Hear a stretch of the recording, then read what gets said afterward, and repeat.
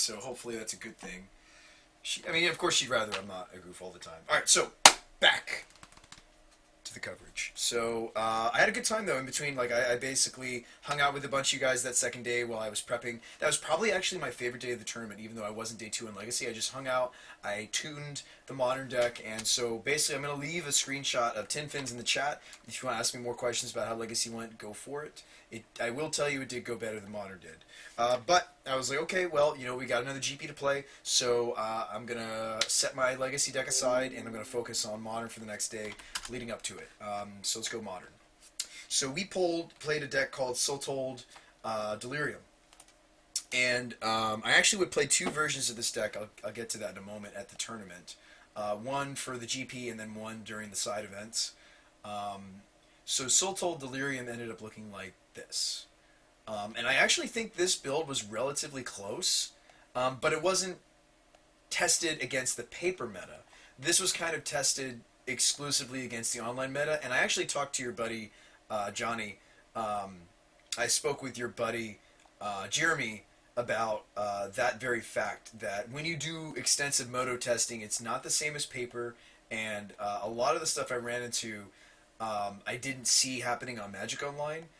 We didn't face like this fish meta. I didn't slam against Eldrazi every single round, and so there were little things that just didn't add up that we were doing pretty decent in our online testing. Like this deck was pulling off even 4-1s that just didn't happen at the tournament. So and I think at this point the desert heat had really taken its toll. The sleeplessness, the not eating great had all really taken its toll on me at this point. I spent a lot of day 2 instead of the tournament, instead of, because I was like, well, we didn't make it on Legacy, let's put our energy into Modern. I think I put too much energy into it. I think I didn't let my body rest. And so when I played day 2 of the tournament and I thought I was fresh, I was not fresh. I actually had a huge punt. I think my biggest punt of the tournament occurred this match I'm about to tell you about. So let me pull it open because I wrote about it in my notes. And I mean, yeah, of course I'm upset with myself, and it's upsetting for me to come here and you guys help finance me and send me to the tournament, and I unfortunately, it was Jeremy Bell, that's who it was, your buddy that taught me all these cool things to do.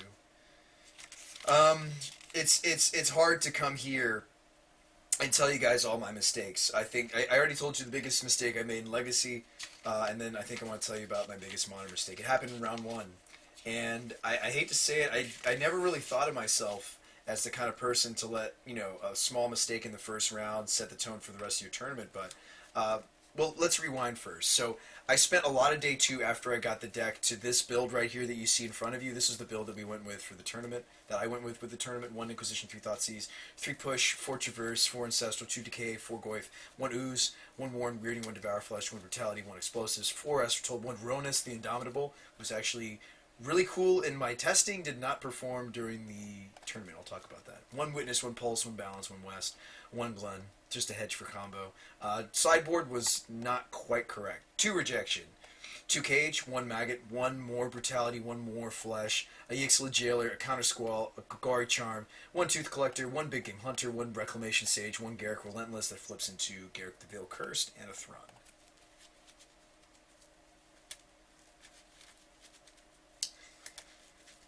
I have to read them all, Johnny. Melfina says, oh, Fish was hard. Yes, it was hard. Robots was a smart meta choice. Everybody was focusing on counter companies and Death Shadow, for sure. So many robots in Death Shadow, yeah. You thought Doomsday was more expensive. What was my final record? Oh, Bucket Broncos. My final record in Legacy was 5-3-1. My final record in Modern was much worse. I actually had to take a screenshot of it because it was so bad. We're going to debrief for another about 10 minutes or so. Yeah, let me find the picture I took. I did play slots. Hang on, let me show you a couple pictures off my phone. So I did go and see the sign, the Vegas sign.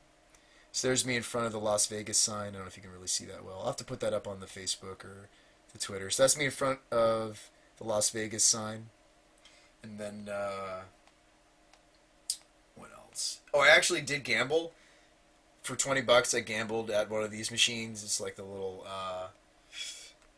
this is just like a poker machine. It was fun. That was it for my gambling, and I already showed you guys the picture of the only drink I had, which was this, at this restaurant. So I really didn't do very much Vegas at Vegas. I actually didn't even do the strip. We drove through it a couple times just for me to see the lights. That's all the Vegas that I did. Those three things. Oh no. I really wanted to eat at an In-N-Out Burger. I'd never done it, and that's like a thing in the West Coast. That was interesting. It was good. What did you think of Zero Death Shadow Top 8? Does it still need more cards printed to make it viable? Did I win at gambling? I actually did. So I put in $20 and I actually hit a jackpot, but I wasn't betting high enough to actually make good money at that point. So the game I played it was digital, and so there's no people, which I wish I had done, like actual like people in betting. But that's really expensive. It was just a machine, but it wasn't like slots. It was poker. But like you could bid one chip or you could bid up to 5 chips. And if I bid 5 chips when I hit the jackpot, I actually would have made a few $100. But I was only bidding one chip at a time at that point, so like the payout was 80 chips, and $20 was the equivalent of 80 chips. So I could have made back my money and a little bit over. It would have been like $22 or something like that. But I was like, oh, let's keep going. So I don't think I'd be a good gambler, or at least my first efforts were bad. And I'm glad I only put in $20. Did I like In-N-Out? I did. Where am I from? Well, I lived in Virginia for most of my life. You'd like to play blackjack? I wish they had a blackjack machine. They only had a gambling machine, or a poker machine, like 5-card poker. It wasn't even like Texas Hold'em or anything. It was just like it was just checking opening hands, and you could mull a certain number of cards. So it's pretty standard. Like I think I played Deuces Wild 5-card poker. So where am I from? I'm right now living near St. Louis, which is really cool for the end of my journey, but the end of my story. But let me make sure we're staying on the clock here. Okay, another 7 minutes we're going to spend on Modern, and then I'll maybe do some closing remarks. So let's get through this. Trying to answer all your questions. You guys have a lot of questions, so I don't want to get... Buckin says, I missed my first day 2 of GP by missing a rack trigger. You were playing 8-rack? Don't feel too bad about mistakes. Oh, well, thanks, Melfina. If you don't win, it's okay. Well, I'd like to get better, though, so I think it's important to at least explore my mistakes. So, yes, biggest mistake that I made, maybe the whole tournament and during Modern, was really embarrassing. So I was totally controlling a fish player. Well, at least I thought I was. He still had some dudes on the table. I was at a very low life total. I hadn't quite... I didn't have the ooze, so I wasn't gaining back my life points just yet, and that was really the only main deck way I can gain back my lives. You'll see the later version, we actually added a Thragtusk to the main for reasons like that. Thragtusk actually lines up quite well against Tazagers, Gurmags, and, of course, Reality Smashers. What did I play Legacy? I played Tin Fins. If you want to see the list, Clobster, here it is. Hey, what's up, Tux Dev? Good to see you, Tux. All right, let's see. Legacy deck. I added some new commands for tonight so you guys can see. So, the What is Brew Praying Legacy right now, you can click on that to see what we played in Legacy. It was a Tin Fins variant with Doomsday Mentor sideboard plans, transformational sideboard plans, depending on what we were up against. I basically just always wanted to be the proactive deck. I never wanted to be the reactive deck. I think that's really the best way to play Fins. It's like the only way to play. In other words, I didn't want to worry about Graveyard Hate potentially games 2 and 3. The deck I really wanted to play in Legacy was Monastery Mentor, like an Esper Mentor. So the fact that Tin Fins actually can transformational sideboard into a pretty good Esper Mentor was really cool. I really liked the post-board games that I had transformed into Esper Mentor. It was a lot of fun when I did that. I mean, obviously the deck is fun even when you're Tin Fins, or even when you, I mean, like all of the 3 different ways you can do Tin Fins are really fun. I really enjoy them much more than just stock Reanimator. I don't even think stock Reanimator would have been a good choice for the tournament. Certainly Tin Fins had some rough matchups. I faced a lot of Deathrite Shaman, a lot. It wasn't always Grixis Delver. There were like some Sultai Control, Sultai Delver. There was Allurin, Shardless Bug or Sultai. I also faced Elves a bunch. So pretty much, I think, and I never got salty about it. I knew there was going to be a lot of Deathrite Shaman. I just wish that I'd bought into or rented another Collected Brutality. Anyway, wish there was a Black Mirror. Tom Man, hey Bruce, I mentioned the GP. I'm the guy playing Nauseam. You helped me with. You bought me a slice of pizza. How did the? Oh yeah, man, I remember. Of course, I remember you. This, whether or not I bought you pizza is irrelevant. So, glad you had a good time, man. I'm hoping you had a good time. Calling it just Tin Fins doesn't give it proper justice. Oh yeah, Tuxdev. Well, I was calling it Doomfin Mints. Doom for Doomsday, Ments for Mentors, but it's like it sounds like I'm saying Thin Mints, but it's Tin Mints. So I call my version of my variant of Doomsday Tin Fin Mints. Actually, you know what, Tuxdev? You just reminded me. I know we're not talking about. I know the deck in front of us right now isn't Legacy, but I actually ran into Calvin. And Calvin, I don't remember what game store Calvin works with, but shout out to Calvin. Calvin is the original creator of Tin Fins, and we actually had a really good talk. He and I, he was basically like, "Why are you playing blue?" And he said like where he ended on the deck, it was actually the way he was playing it was mono black with a splash of white for the Children of Corliss, and then black and green. Well, black obviously for the rest of the deck, but green for Abrupt Decay sideboard.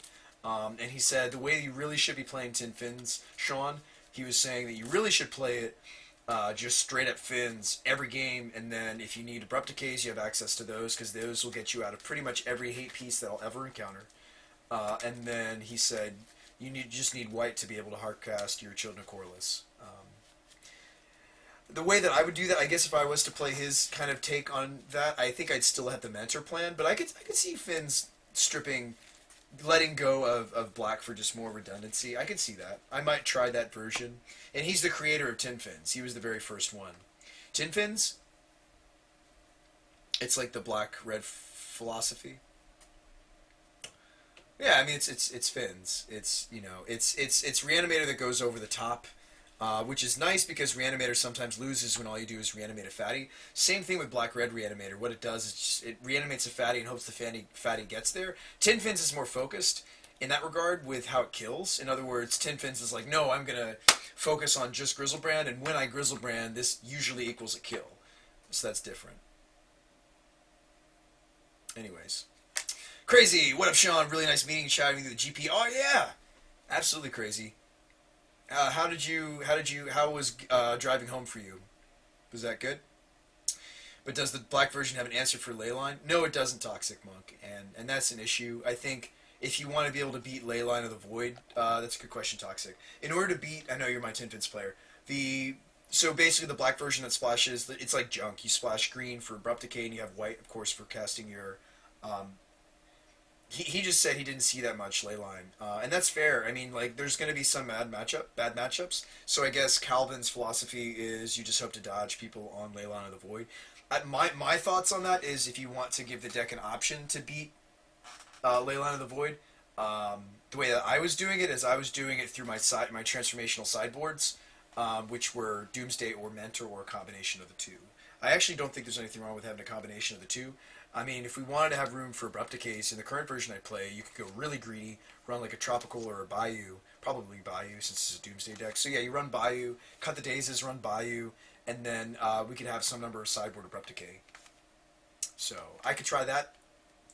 Anyway, so yeah, I met one of my magic heroes, which was the creator of Tin Fins. That's cool. Small world. I think I showed him my Tin Fins deck, and he was like, "Dude, I made this deck." And I was like, "What, really?" You know, me being a fellow brewer, like, I believed him immediately, and he was like, "Yeah, I did." And I was like, "That's so cool, man!" Like, and he was like really surprised. I guess he's used to people rolling their eyes or not caring. Like, I was like, "No, like, tell me everything you know about the deck." And he's like, "Well, first of all, you shouldn't be playing blue." And I was like, "Oh, really? Like, oh man, like, you know, how did you do it?" You know, he's like, "Oh," and he started telling me like his story and what he was doing towards the end of the deck. So. What did the Wastelands say to the old duel? You're toast. Oh, I will, Johnny.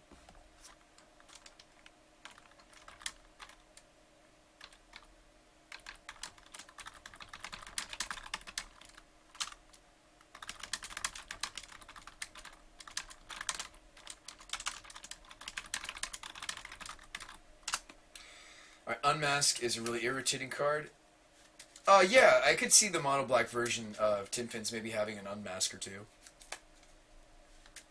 Not bad, we left at 3, got back around 7. Oh, that's not too bad at all, crazy. 7 hours, or 4 hours, excuse me. What about a K-Grip? Oh, that's a possibility, Tuxdev. Yeah, for sure, man, for sure.